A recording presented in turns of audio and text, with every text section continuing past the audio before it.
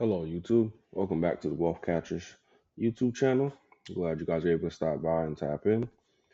All right, we're going to be going over what happened in the past week from December 15th to December 19th. Hope you guys had a great week and hopefully your weekend's going pretty good. And then we're going to dive into some information to get us all set up for next week. All right. And again, this is not financial advice, it's just for educational purposes only. Let's tap into it. So last week we did get the CPI report, so that came in at 2.7%. So that was very good. There was a lot of speculations that there was going to be a three in front of this number. So as in 3%, I think 3.1% was projected by some people, but coming in at 2.7% is actually pretty good. Lets us know that inflation is slowing down and it is cooling. So then we did see the market get a little spike because of that. It was a little late week rally. That's primarily across stuff like tech and the semiconductor stocks. Overall, for the performance, again, we had that rally towards the end of the week. So week started off rocky, and then surprisingly, some of these indexes ended up just flat, right? Or into the positive, but basically flat, right? So the S&P 500 ended up with 0.1%, so basically flat. Same thing with the Nasdaq, 0.2%. So a lot of it late week recovery, S&P 500, due to the cooling inflation data, nice little tech rebound. And for Nasdaq, good portion of that too was yes for the inflation. Started to go towards the AI and semiconductor, but then we also had some news coming from Oracle. Remember, Oracle was getting slammed the week prior because of the speculation around its obligations, things of that nature. And then also it had stuff coming out too with a financial backer it had in there, someone part of the deal. I think it was called Owl something, but was part of the data center deal. And they backed out, and then that caused them to slide even more. But going further into it, it was just like that person that they're working with is a part of other data center deals. They just backed out of that one specific data center deal. So they're still a part of these other deals, but the market took that news, hammered the stock. But then this news came out with Oracle getting in onto that TikTok deal that's been highly speculated. It's been around for a while, the talks and all that, but it seems like it finally went through for the U.S. operations. So for Oracle to be a cloud provider for them, so that's helps stock spike their stock price up a little bit that day. So I think it was like a 6.6% jump it had that day. And then we had the Dow Jones, pretty much struggled, along with the Russell 2000 struggled too to get anything positive. Nike was a big part of it. Nike's a Dow component. They dropped 13%.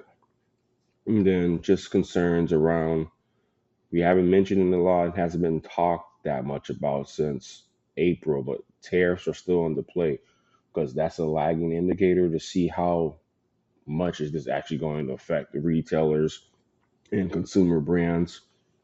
So seeing how that's going to come into effect in the coming months, especially 2026, how do these tariffs actually impact us, right? Because we still haven't fully seen the full impact yet.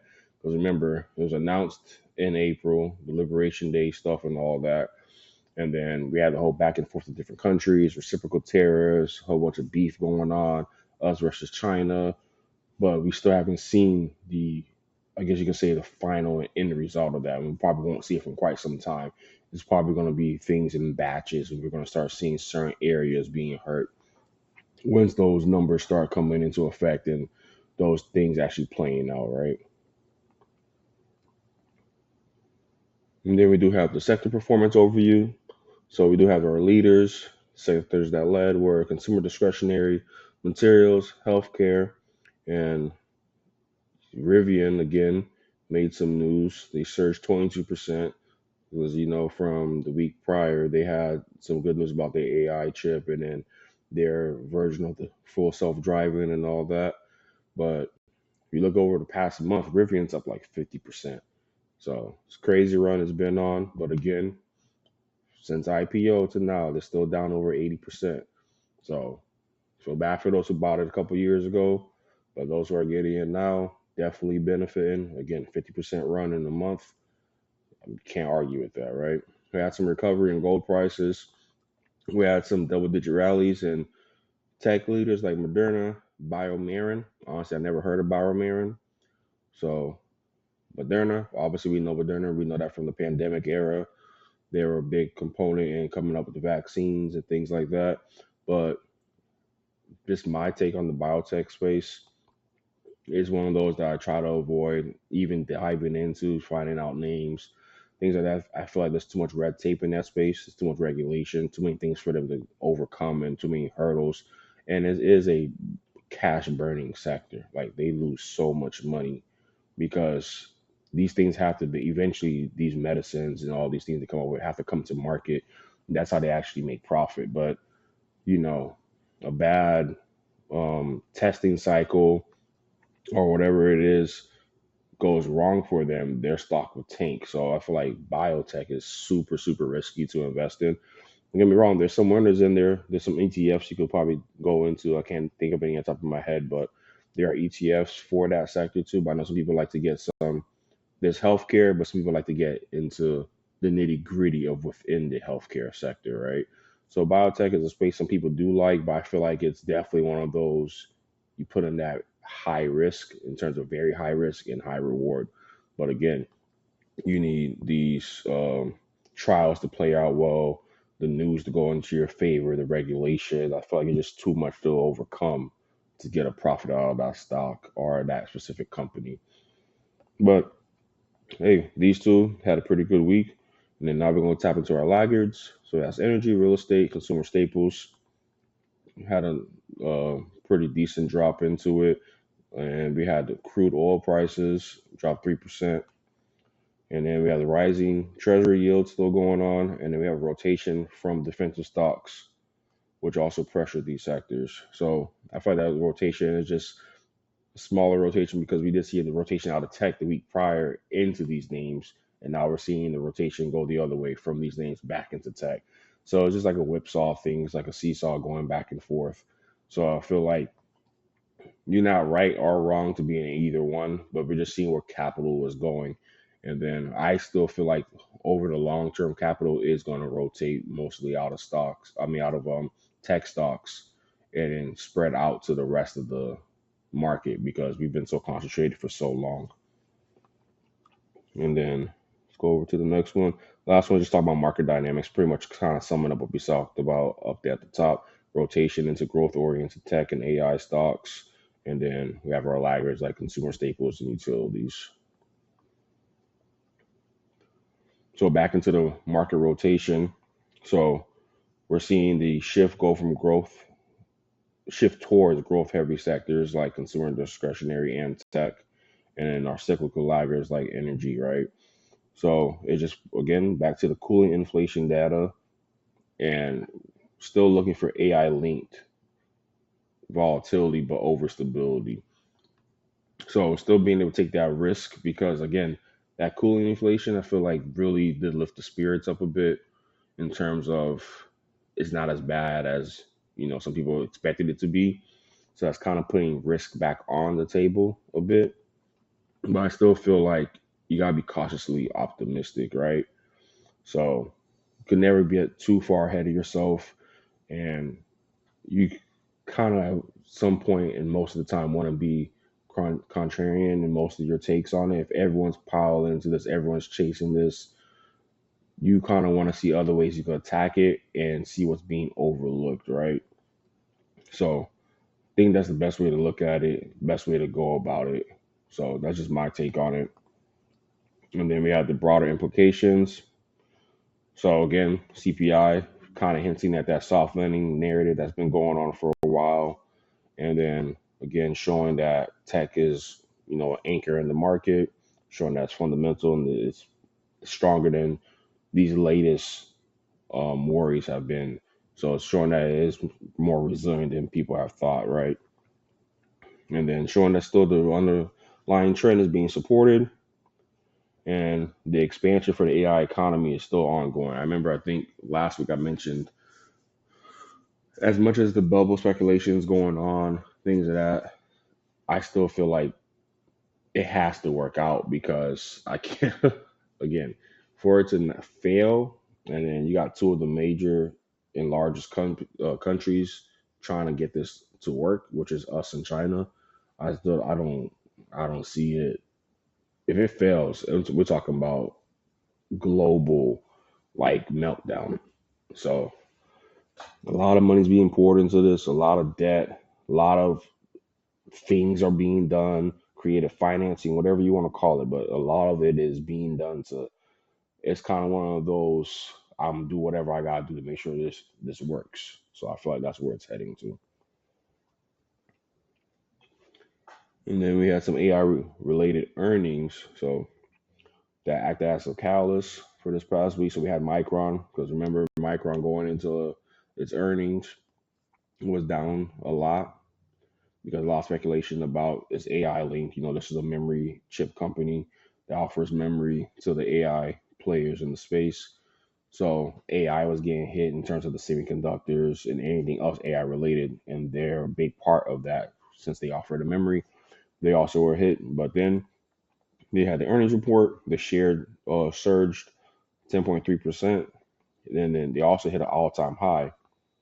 So the quarter one earnings had an aggressive revenue guidance that was 18.7 billion, and then the AI driven growth in memory chip just exceeded Wall Street's expectations by a lot. So it was just a situation where they're performing and have shown that, hey, we're in this for the long haul. We do have the money for it. We do see the track record for this. We do see how far this is going to go.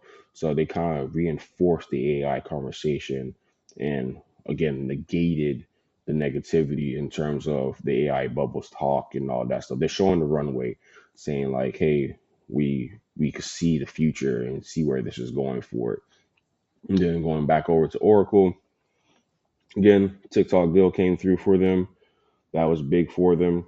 And then going back to their obligations, that backlog, which was a good thing for them, then it became a negative thing, is now being viewed again as a good thing because it's just showing that the shift in sentiment is going on with them. So investors are seems like moving past the delivery fears and then seeing that okay, they have secured a revenue pipeline because these deals are going out, I think, until 2029, 2030 for them. So there's the worry about, hey, can they do it? But I think now it's being spun around to be like, look at this pipeline they have and it's a secured revenue. As long as obviously they deliver, that money's pretty much guaranteed. So I feel like, again, it's a whipsaw thing.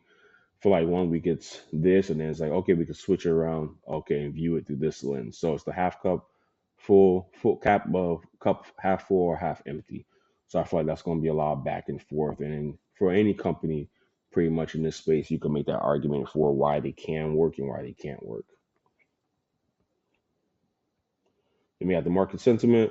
See the crypto market has a 28, and then you can see that from last month was pretty decent jump. Last month we were at 11 for them for the fear and index for crypto. Bitcoin still has failed to really sustain and hold over that 90K. So crypto, I don't really talk that much about it, but I do pay attention to Bitcoin. I do feel like if someone was to get into that crypto space, again, not financial advice, but if you were going to dive into it, again, I'm always a big believer in going after the big dogs, go after the top one or two in the space. Top one or two in the space is Bitcoin. Next one is Ethereum. If you were going to go in there and try to dabble in that market, I would say go after Bitcoin as your key holding, and then after that, maybe Ethereum. But Bitcoin has just proven itself over the past decade plus. So that's all I'm gonna really much touch on that. I have mentioned before on the website a bit about my thoughts on Bitcoin, about how I see it. But I do feel like if you are going to go into crypto, just I would definitely probably steer towards just Bitcoin and stay away from all the other altcoins and all that. And as for the stock market, we're at a fear and greed index number of 45, which is just showing that the market's neutral. Again, when you look back to a month ago, it was at a 7. So definitely was a great opportunity back then. I'm someone too that does look at the fear and greed index as an indicator in terms of opportunities in the market. So I do look at technicals and things like that. But I feel like looking at fear and greed index, let you know how the market feels, what's the sentiment. If you get those low digits like 20s and below, people for some reason like, oh, it's bad right now, I'm going to avoid it. I feel like those are opportunities to at least start building a base. Because if the whole market feels like that, right, most likely your individual names probably have even more fear baked into them. They could be probably 15, 20%, 25% off their highs. And if they're good names, good quality companies, stuff like your Microsofts, like an Amazon, like an Apple, Nvidia, things that have proven track records and things that have shown over time resiliency. I feel like those are opportunities for you to build a position into those companies, right? And then on top of that, too, you stack into your indexes, your S&P 500, your QQQ, or your Nasdaq. So things like that. And then now we're going to talk about the labor market. So we have the JOLTS report, which is the jobs opening report that came out, and then that was reflecting October numbers. Because remember, data was not really shared because of the government shutdown, so we had a blackout period. So things are lagging, and data is coming out later for it. But job openings for October were 7.67 million, and then the hiring rate was 3.2%. So all this is pretty much just stating we are in a low hire, low fire environment. So it is showing that there are job openings out there, but a lot of it could be stemming from, there's been talks about, the ghost jobs in terms of those posts that be online. You've probably seen it before. You go on Indeed or whatever platform you use to find a job. You apply for a job and never hear back. Sometimes so it's being reported that it's ghost jobs. Companies are just putting the jobs up there for just because they need to put the job up there, but they don't need to fulfill the job role. So that also plays a factor into it too. And then we have something else too called the quits rate. So that fell to 1.8%, and that's the lowest it's been since 2014, outside of the pandemic, right? So quit rate is showing how many people or how often people are quitting their jobs to go find another job, right? And this is voluntarily quitting, right? So us seeing a number this low like this, and also seeing the other number, which is showing is low hire, low fire, and then also people aren't quitting like that. The overall job market, you could view it as the term is job hugging environment. People are more likely to stay in their job because one, they're probably seeing it from their peers, people they know that have quit or that are still currently looking for jobs. Hey, it's hard out there for my friend Billy to go find a job. I see, Samantha's having a terrible job time out here trying to find a job. She's been looking for something for 3 months.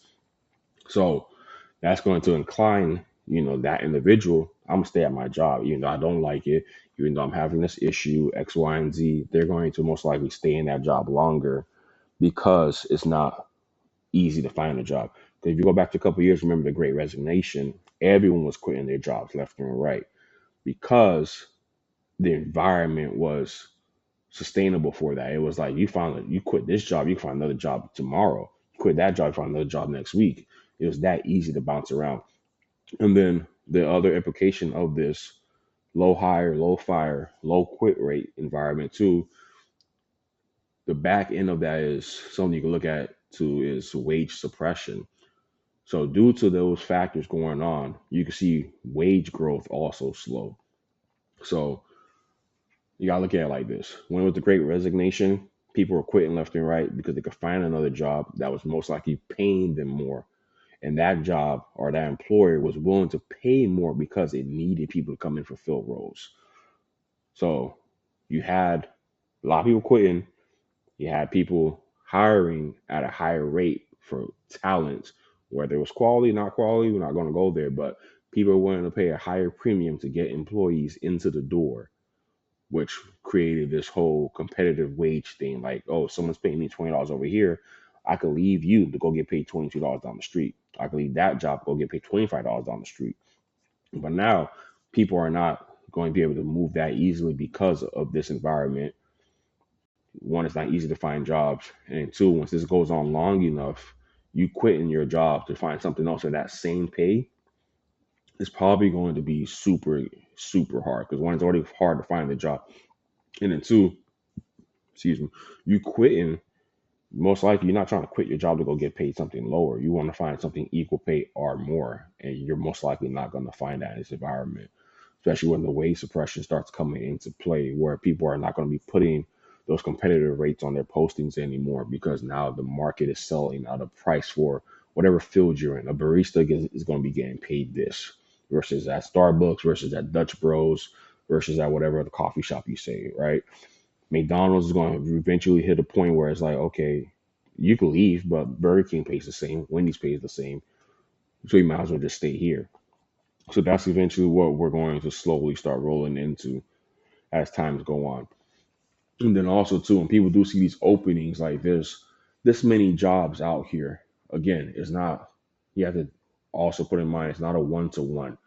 A surgeon quitting their job, that surgeon job is most likely not going to be replaced by someone who is a, let me think, someone who works at Publix in the deli department is not going to replace that surgeon's job, right? And that surgeon is not going to go work at Walmart to replace the stalker's job, right? Because why would they leave that salary to go down to that salary?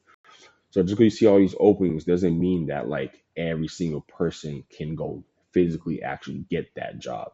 Obviously, there have to be requirements that have to be able to fulfill that job and do the roles of it. So it's never really always a one-to-one dynamic, right? So overall, that's how the labor market is looking. And again, we go back to that consumer, that whole K-shaped economy thing. And yeah, you got the top earners doing most of the spending, propping up the economy. You got the middle to low class struggling. I'm telling you, struggling. So now let's go tap into the AI energy demand, right? So we have two factors into this. We have the energy consumption, and then we got the infrastructure challenges, right? So energy consumption, as we know, we have a whole bunch of data centers that are being built and are trying to be built up. And then we have seen the reports, we've seen the news that this is spiking energy prices for people in the area. And then we also see that the wholesale power prices near these major clusters, they're jumping as much as 267% over 5 years, right? That's a huge jump in terms of demand for energy and the prices that's being paid. And obviously, that's energy inflation. And then these companies, they're going to pass that on to the consumers, and then you're going to see it reflected into what you're paying for your electricity bill, right? And then we have the infrastructure challenges. Again, we mentioned this in the past. Power grid is very outdated. It's reaching a breaking point. And then we have this gridlock, which is putting us in a situation where we do have to kind of rely on other sources for energy, but we also do have to fix this immediate situation now. And the thing is, all these things are happening, and something as infrastructure, you can't fix that overnight. It's just something that's going to be done over time. We're talking about 2 year, 5 year, 10 year period that work needs to be done to actually update the grid. But obviously, everything else around us is growing so much faster and growing at a pace that the grid can't catch up. So that's just why we have that infrastructure challenge. And then utility companies requested $71 billion in rate increases through 2028 to fund things like the transmission upgrades. And then this is when you hear that talk about, the infrastructure debt, and then these companies taking on debt to build these AI data centers, stuff like that. Again, these companies, I remember I mentioned it, I think last week when we were talking about these tech companies aren't used to, you're not used to seeing them spending all that type of money on capex. You're used to them, reinvesting back into the company. You're used to them buying shares, stock buybacks, things like that. So seeing this spin going out there and this debt being taken on is because it's needed to address this infrastructure challenge and to really, like I said, everything's being poured in to make sure this AI thing works out because the AI needs to work out, which is going to translate to productivity, which is going to hopefully translate to GDP growth. So all these things in tandem need to work together, and that's why you see so much is being harped on this, so much is being tackled and beat into this situation because it's kind of like it needs to work out because I don't know how you're going to explain 2 3 years of talking about 10, 20, 30, 40, $50 billion being spent by multiple companies. You have to make it work. That's just what it is. It has to work out. So that's definitely going to be the topic of discussion. I could see it was the topic of discussion for this year. It's going to be next year. Man, I think until that magic number, that 2028, 2030, to see, hey, did it work out? That's going to be it's going to be interesting to see. And then we did talk about CPI earlier. So CPI, that was everything included for inflation year over year. Or, I mean, I'm sorry, that was month over month compared to the prior year. Yeah, but this one is for electricity specifically. So I rounded up 7%, but it's 6.9% year over year, right, for November. So this is showing that over the past year, compared to the same compared to November of the year prior, it's been up over 7% for electricity. So again, that goes back to the consumption part of it. We're seeing that this is very sticky and this is actually very damaging to us in terms of the inflation front for consumers because we're seeing our light bills go up. I'm pretty sure you've seen it. I looked at my own light bill thanks to Duke Energy, but it's up 45% compared to the same time last year. And then my usage was up 25%. But looking at other things like fees and other stuff like that, and what they're charging me per kilowatt hour and all that, it was about 20%, 22% increase just off of not me doing anything, but just off of what they're charging me. So nothing that I had any, factor to be a part of. Like, yeah, I know I use more energy, but that was only 25% increase in usage. And then they added all those fees on top of what they're charging me. And then overall, I'm paying 45% more now. So that's definitely, a dent in your pocket. When you add that up over time, and then it's only going to get worse. It's only going to go up more. So it's going to be one of those situations where I think we're going to, and energy too, electricity is something you need. It's a necessity in society, right? So the everyday homeowner, the everyday person or renter, whoever it is, they're paying electricity. And then that's where you can see a lot of consumer sentiment go down because of what they're paying for energy. I can see that become a real big issue for a lot of people. And then again, it's for the grid modernization, the AI playing a factor into it. It's just, yeah, it's damaging to a lot of people. So definitely interested to see how this is going to be tackled and handled. But my take on it is just going to get worse. There's no short term solution for it, in my opinion, because everything for that is a long term situation. I feel like that has to play out. And you can see it go down, but I don't think we're seeing it anytime soon. I think it's like I'm gonna throw a number on it, a decade long situation that they're gonna have to try to figure out. But we can't keep it letting it compound like this. It was up 7% year over year. That let that compound.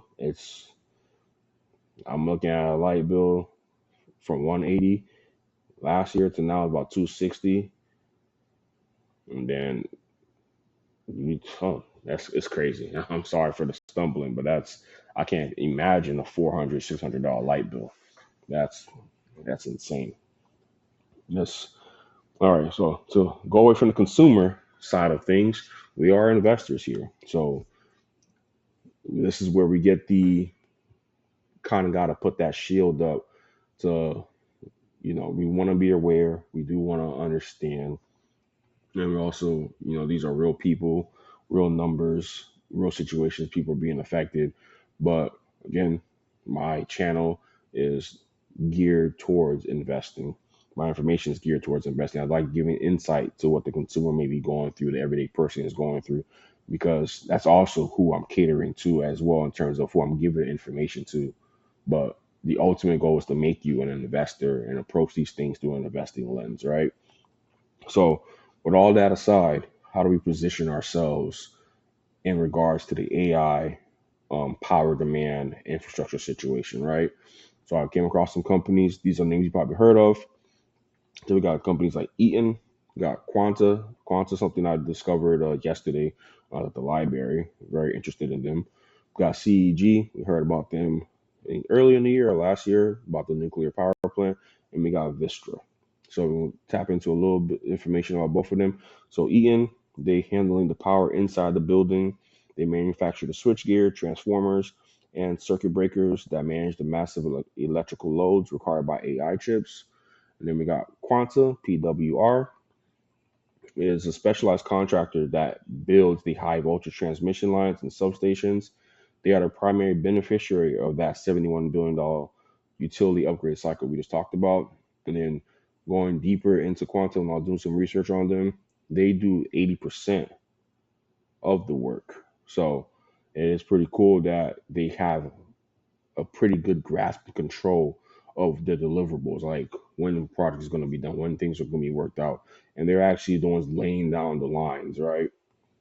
And when I was reading into their thing, I think this is a multi-year contract they have. I think up until I think it's 2028 or 2029. So they're positioned pretty well. And then we got Constellation Energy, CEG. They're the owner of the largest nuclear fleet in America. And then they're the ones that are slated with that job to reopen 3 Mile Island, that with that partnership with Microsoft. And then this is a nuclear energy play. I know we've heard about nuclear energy, things like that. Again, nuclear energy, I feel like is a long-term play. So they are still important in the space, but we also are trying to focus on companies in the interim, right? What can be done now? What can be worked on now to fill these energy constraints and these issues with the grid? What can be worked on now, right? But CEG is positioned for a long term as well. We got again Eaton, Quanta, and then our last one, Vistra. Vistra has that hybrid model, and they own the second largest nuclear fleet, but also in their arsenal and their tool belt, what they got is they got gas plants that they could turn on and ramp up whenever the grid is stressed. So they have the nuclear play of it, but then they also have the gas turbine play where they could go ahead and get power from. So they're slated nicely.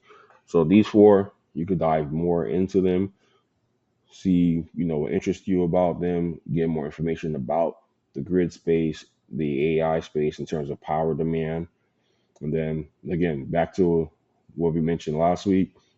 This is like that physical layer of AI, right? Getting away from the chips, getting away from the software plays, but like the backbone infrastructure. So this is just diving deeper into it. They need power. Last week we talked about, the foundation being built out, structures and all that. But this is right here. The next important thing you need to obviously is power. And we also mentioned cooling. So there's those type of things. Think about what you need basically for a building. That's probably the easiest way to think about it and strip it away and then see who's going to still keep getting money at the end of the day if all else fails, right? So that's the best way to look at it. And then, as you all know, we are going into the holiday season. We've been in it for a while, but we're going to another holiday. We're going into Christmas. Again, Merry Christmas to you guys if y'all celebrate the holiday. But when we get into trading weeks like this, a lot of people forget that there's not a lot of volume. So, as in, there's not a lot of trades going on. Volatility could be higher due to the lack of volume. So your spreads might be a little wider. It might be harder to fill some positions. But if you're a trader, it's probably one of those weeks you probably want to sit on your hands, take a step back, because I think it was Christmas Eve we closed early, closing at 1. Christmas Day we're closed. The day after Christmas, I believe it's open. But everyone's just coming back from the holidays. No one's really going to be, shouldn't expect nothing crazy. And then you have the whole thing, what they call it, window dressing. You got tax loss harvesting. So you got these hedge funds and the institutional people trying to make their investments look better. They probably gonna solve their losers. Try to rotate into some winners. That's when they say the whole Christmas rally happens. You start seeing those last couple days of December spilling into the couple early days of January. That rally starts because of these things. People are leaving positions to write them off for tax losses and then diving into winning positions to help their performance look better at the end of the year. So that's why we might see a little rally for those last couple weeks, but the last couple days, but we'll see what happens. And then just want to leave with this little tidbit here. So we have the half speed economy, which is pretty much talking just about the slower growth in terms of the stock market. And then we got the conversation about active management.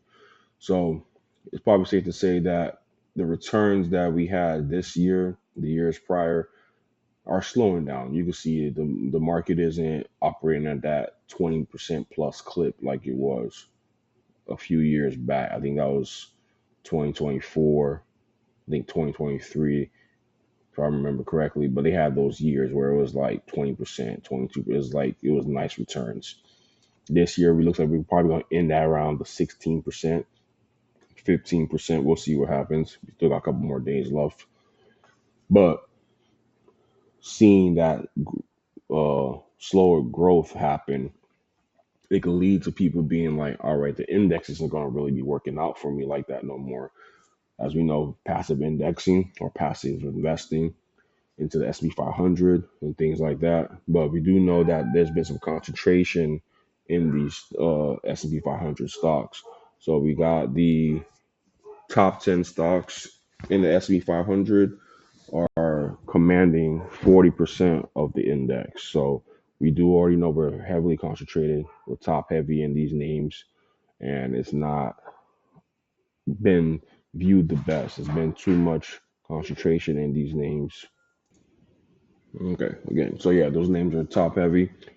So then to avoid that concentration, we're going to probably see a lot of people lean towards somewhat active managing, or we could say, calling it, stock picking, right?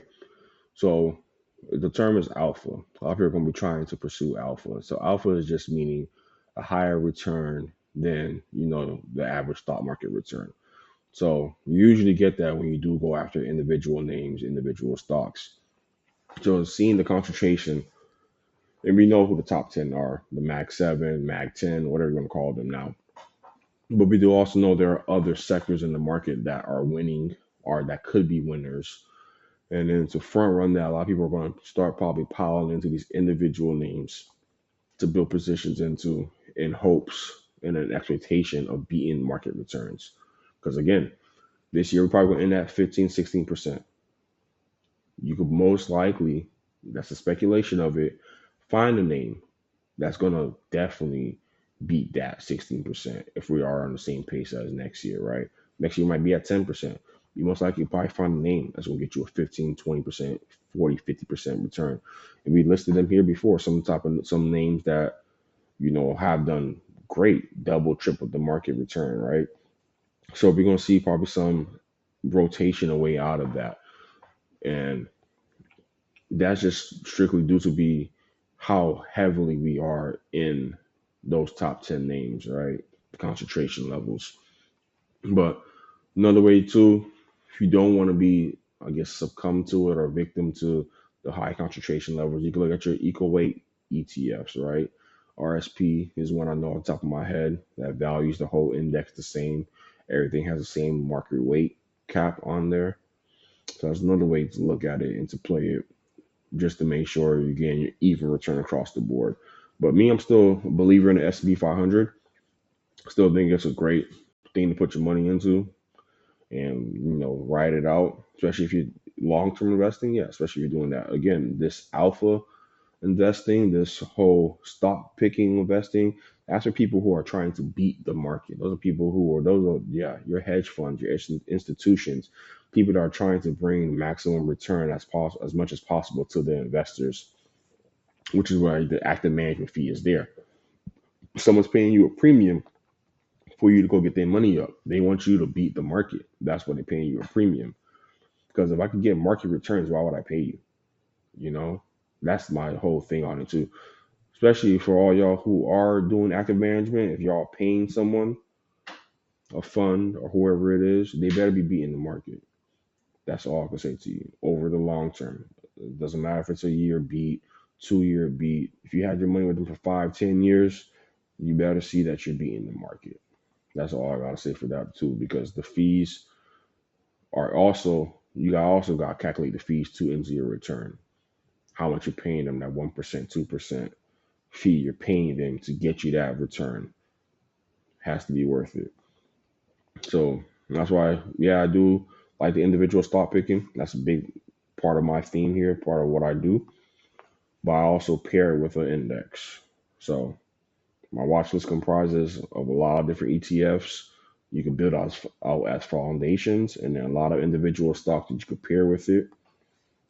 And I feel like that's the best way to attack the market, because I feel like you can win as an individual investor. You don't need to trust, the institution to make the best decision for you. Educate yourself, know what you're doing, and then you can win out in this game over the long term. Again, over the long term. I'm talking about 10 years plus. We're not talking about can you win this year, can you win next year. No, we're talking about over the long term. So again, I want to thank you guys for tapping in and checking it out. You could always go to the website, excuse me, thewealthcatchers.com, see any articles that are posted up there. I will be having our monthly watch list come out for January 1st. So it should be released on the 1st. That's what I usually try to do. So I was going to recap, obviously, all 2025. I am looking to replace some names on the watch list. Also have some videos I need to record and have slated up. Again, this is all in my head. I have written it down. It's all about coming through and executing. But I do want to post my top winners from the watch list, top losers from the watch list, what names I might be dropping, what may be getting added to the watch list, and obviously, a recap of 2025 and what we can expect for 2026. So it's gonna be a jam-packed week, trying to get all that recorded and also trying to get all that written out too for my articles. But yeah, so definitely be on the lookout for the watch list for January to start off the year, and look for the next couple of videos to wrap up 2025. And again, if you have any comments, any questions, you can always leave them down in the bottom, or you can also go to the wealthcatcher at yahoo.com, put any questions in there, send it to me. If you want to send me something private, you can also do that. And don't forget, catch and secure your wealth. And again, thank you. Appreciate you guys tapping in. We'll see y'all next time. Peace.